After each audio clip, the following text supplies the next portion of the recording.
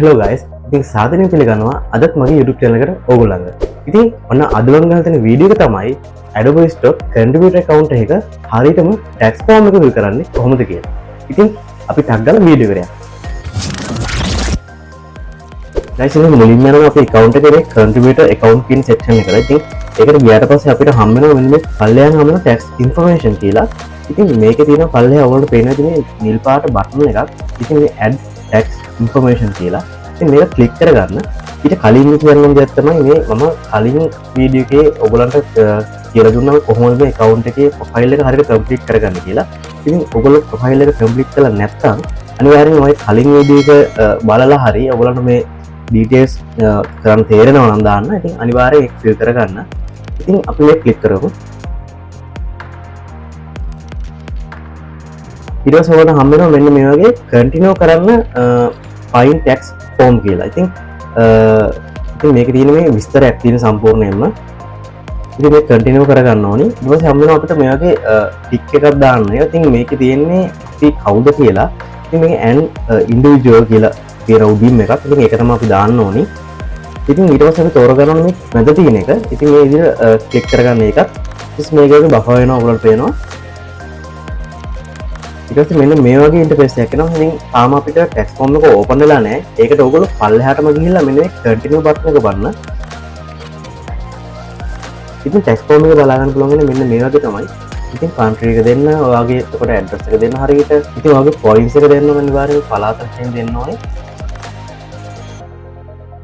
ඉතින් මේ country එකට නිතරම අපි ශ්‍රී ලංකා කියලා එක දෙන්න ඕනේ හැමතැනම. ඉතින් ඒ ටික fill කරගෙන යනකොට අපිට මේ මැද තියෙන 4 5 කියන section පුරවන්නේ නැහැ සාමාන්‍යයෙන්. ඉතින් මේ පල්ලෙහාන් ඔයාලට මේ වන්දිනේ දාන්න තියෙන එක හරියට දාගන්න.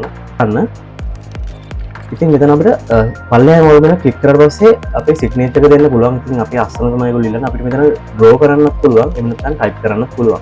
ඉතින් ඔයගොල්ලෝ කැමති විදිහට මෙතන ඒක දෙන්න. ඊට පස්සේ apply කරන්න අනිවාර්යයෙන් මෙතන. ඊට පස්සේ අපි නම දෙන්න ඕනේ ඊට කලින් මෙතනට. ඉතින් ඊට පස්සේ පල්ලෙහාන් අපිට තියෙනවා අපේ සම්පූර්ණ නම දාන්න. ඒක දාලා අපේ ඊට පස්සේ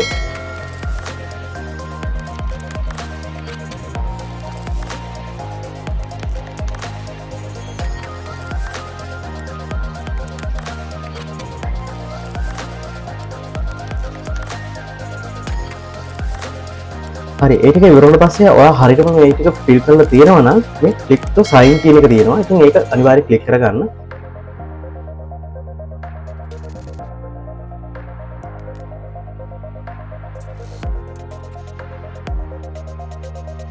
ඉතින් මෙන්න මේ වගේ පෙන්නනවා අපිට ඊට පස්සේ. ඉතින් මෙතන අපිට ඩවුන්ලෝඩ් කරගන්න පුළුවන් ඕනනම් කොපි එකක්. අපිට ඒක අවශ්‍ය නැත්නම් අපිට පුළුවන් ආයි අපේ account එකට යන්න. ඉතින් account එකට ගිහිල්ලා ඔයා යන්න ආයි tax information කියන තැනට. ඉතින් එතන බලන්න අනිවාර්යෙන් මෙතන validate කියලා වැටලා තියෙනවා නම් අනිවාර්යෙන් ඒක බලන්න. validate කියලා වැටලා තියෙනවා නම් අනිවාර්යෙන් ඔයාගේ tax form එක complete කියන එක තමයි එතනින් කියන්නේ. මොකක් හරි ප්‍රශ්නයක් වෙලා තියෙනවා නම් ඕගොල්ලන්ට ආයෙ පුළුවන් tax form එක fill කරන්න.